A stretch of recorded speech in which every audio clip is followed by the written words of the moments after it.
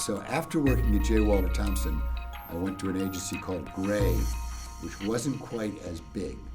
And the involvement of the agencies and advertisers was diminishing quickly.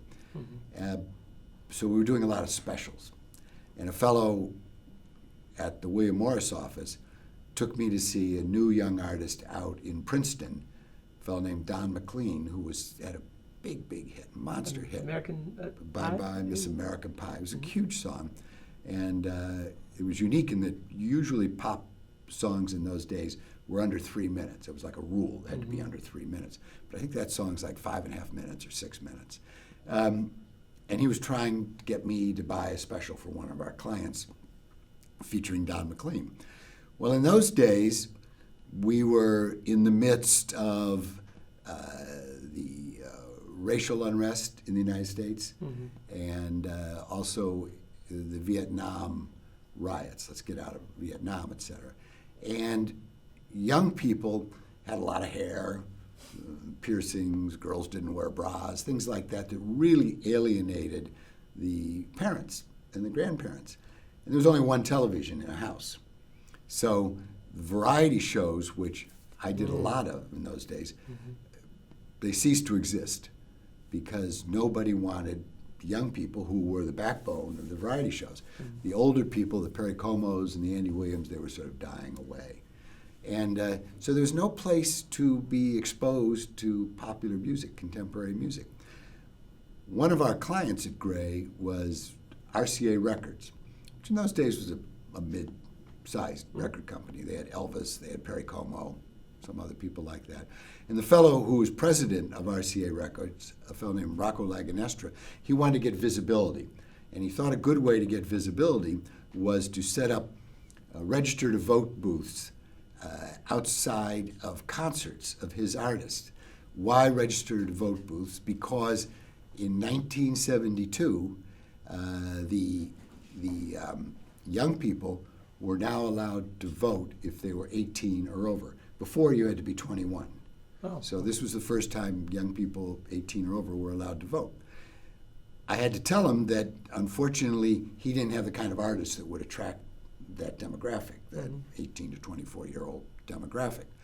But I said what we should do is a late-night special, if you will, that will attract young people, and the subtext can be register to vote.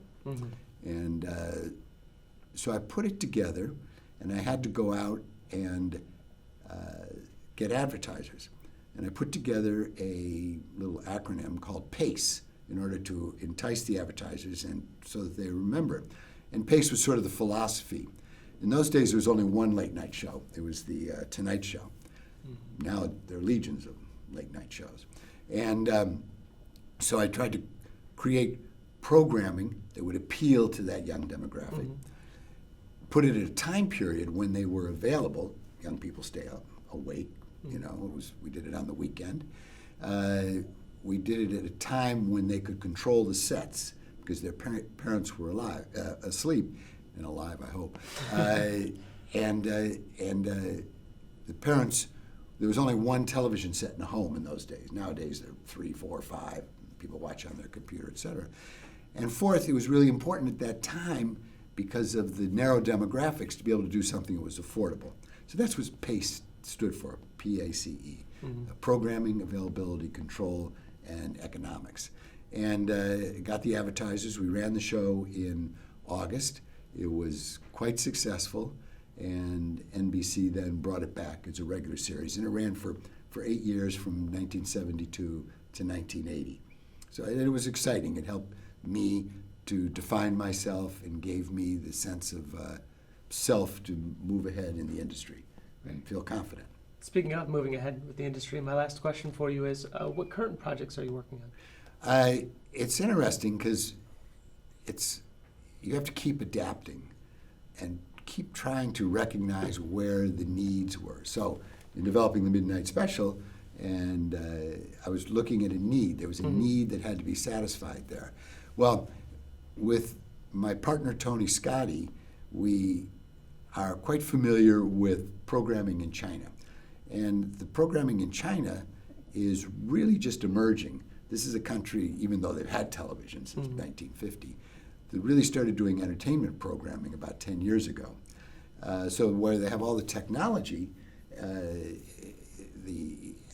right up to par, they really don't have the history or the sophistication in terms of the manpower to develop shows that can make it on a world-class level.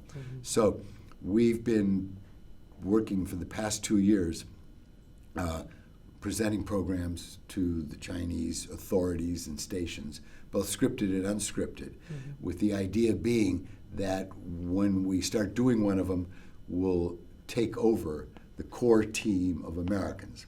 So the keys, if you would, whether it was scripted or unscripted shows. So we've developed and presented to them some talent shows, some game shows, some action scripted shows.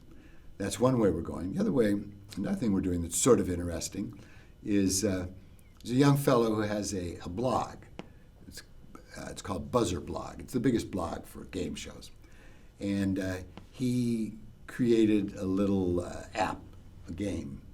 And so we've developed it, and then we took it over to Fremantle, and Fremantle made a very significant sizzle reel out of it. And now it looks like it's going to go on the air in England, and then if it goes on the air in England, it'll come back to the United States. It's one of the phenomena.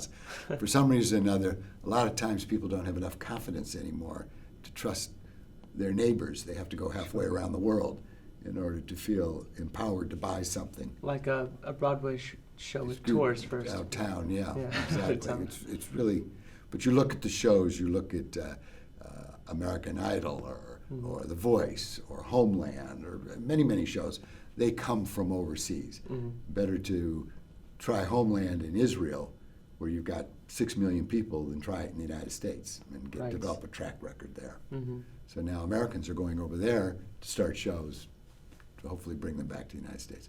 So those are a couple of things we're working on right now. Very cool. And it's interesting how you've adapted to the current demands of programming today. It's trying to feed your family. That's what you're doing. That is the lesson here for all actors. Yes. Well, that is our time. Anybody in the business. That's right. Well, that is our time today. Thank you so much for joining us. Thank you, Phil. Real pleasure.